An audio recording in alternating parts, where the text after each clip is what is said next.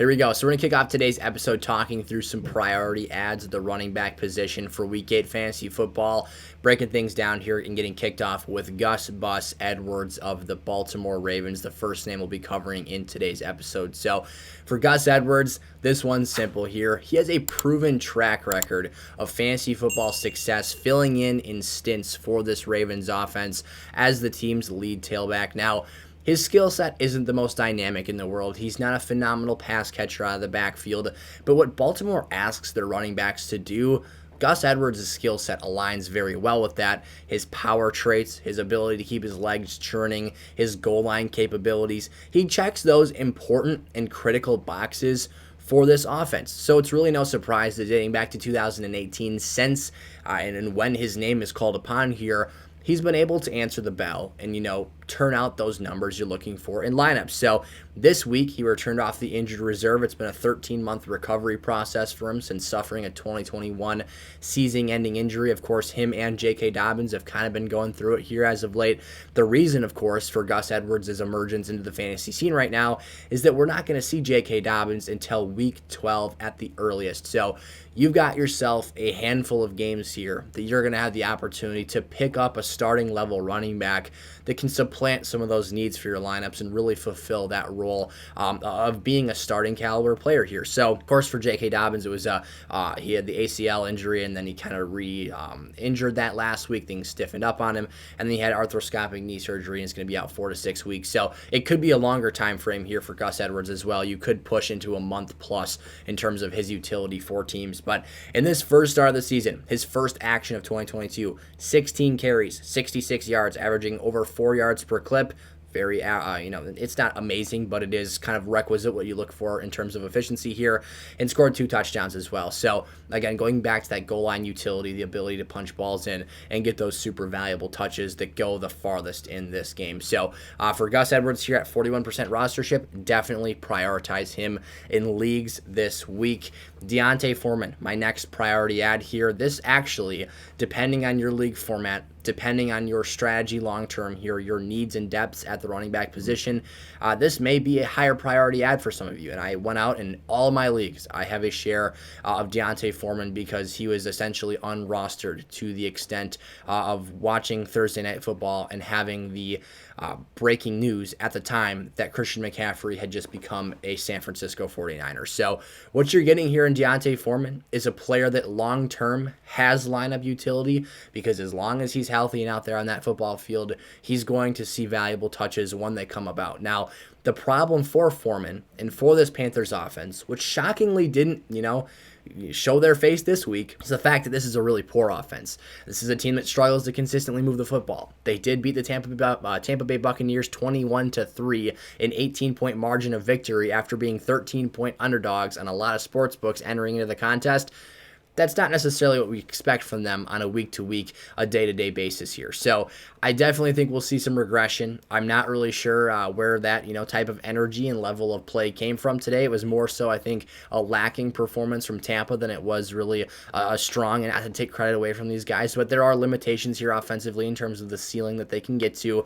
But Foreman was phenomenal in this game. We're going to talk about his teammate Chuba Hubbard here in just a second, so I'm not going to be super long-winded with Foreman because a lot of the same things apply to Chuba here. But the reason that I prioritize Foreman over Hubbard is simple.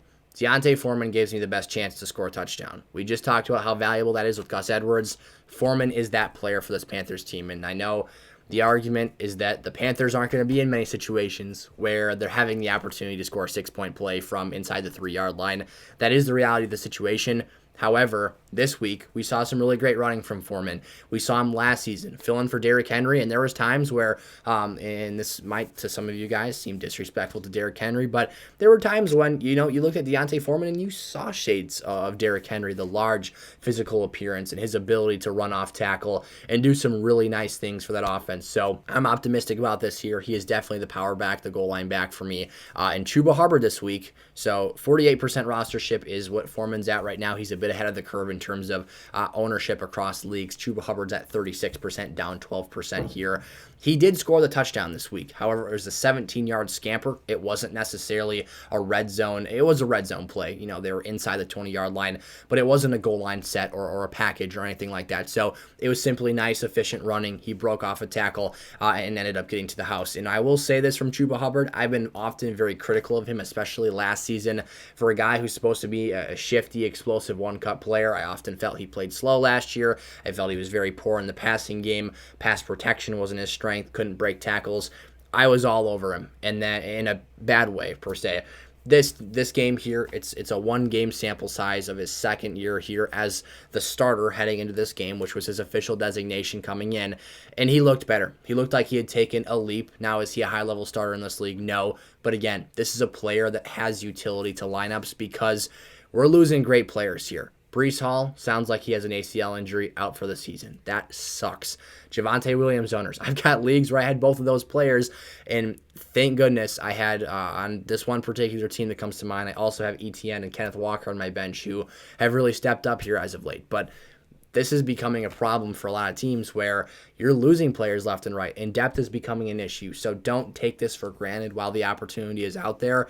I was plain and simple shocked to see that with only one game being played in the Week 7 slate, neither of these players managed to make it over 50% rostership in Yahoo Fantasy. That's where I pull these numbers from because I find that their rostership numbers tend to be a bit higher than ESPN. I think that's a more accurate representation of what the market should look like here. And for Hubbard, he is dealing, so keep this in mind as well. He suffered a minor ankle sprain. It sounds like if they should need him to play, he will be available next week, and they can kind of call his number.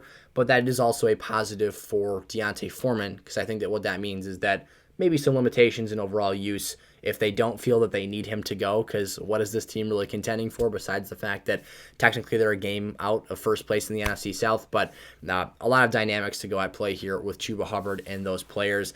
Isaih Pacheco here, our next player at 51% rostership. Now, this is technically, if we want to get really picky with wording here, a starting running back for an NFL team. This week he was named the starter for the Kansas City Chiefs offense.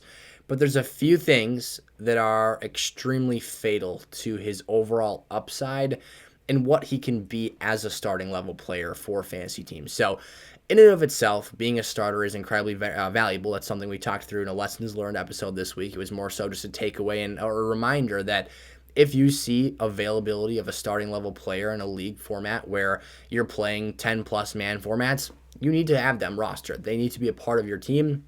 And that's not something that you can overlook. And that was kind of portrayed this week through Hubbard and Foreman here. And while Pacheco's not a workhorse, and no one in this Kansas City backfield is, it is very much so a committee. You've got Clyde Edwards-Helaire, Jerick McKinnon, and Pacheco here, all seeing their respective amount of touches.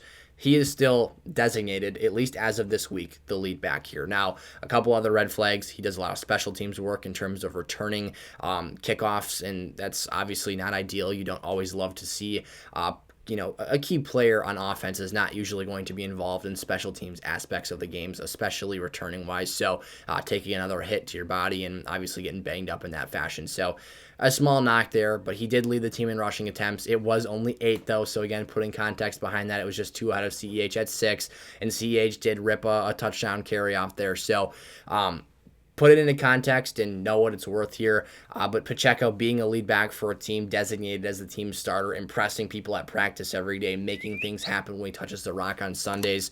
These are the things that are positive, and even if he's not going to contribute to your lineups today, this has an impact or the potential for an impact in terms of a long-term situational outlook here. And then finally, for our must-add running backs here for Week 8 fantasy football, we've got Latavius Murray of the Denver Broncos. It is bothering me. I cannot find for the life of me at this point in time. We are post Sunday Night Football here for Week 7, so I just watched Kenny Pickett almost drive down the field, made a few really nice plays, but then threw a pick in the left front of the end zone. And the game was over there. But anyways, we're not talking about that right now. Latavius Murray here. I cannot for the life of me find a good picture of him in a Broncos uniform. So hopefully that pops up for the next time we talk about him here. But he's clearly asserted himself into this Broncos running back by committee style offense as the 1B back to Melvin Gordon. Now, for Melvin owners, it really sucks. I mean, you saw Latavius get the goal line nod bounce his direction, or really the touchdown just bounced his direction is more so what it was. But it's a player that is infringing upon Melvin's ceiling and creating his own space where he has viability, especially in a standard format where you just need those rushing touchdowns. And this is a guy who has the frame and the size and the skill set throughout his career that we've seen, whether it was as a Viking, a Raider, a Saint. He's been able to make things happen in a fantasy sense when given opportunities. So at 40% rostership in your deeper leagues, we're probably talking 12-plus man at this point. But there is an opportunity for utility here and for viability with your roster. So I would target Latavius Murray, especially if you're a Gordon owner at this point, because if something happens to him, that makes Latavius all the more valuable, or vice versa. Mike Boone's been scattered in there as well as a receiving back. I just get the impression that Melvin doesn't fully have the coaching staff's trust, and take that for what it's worth, because I think a lot of us think very lowly of this Broncos coaching staff. But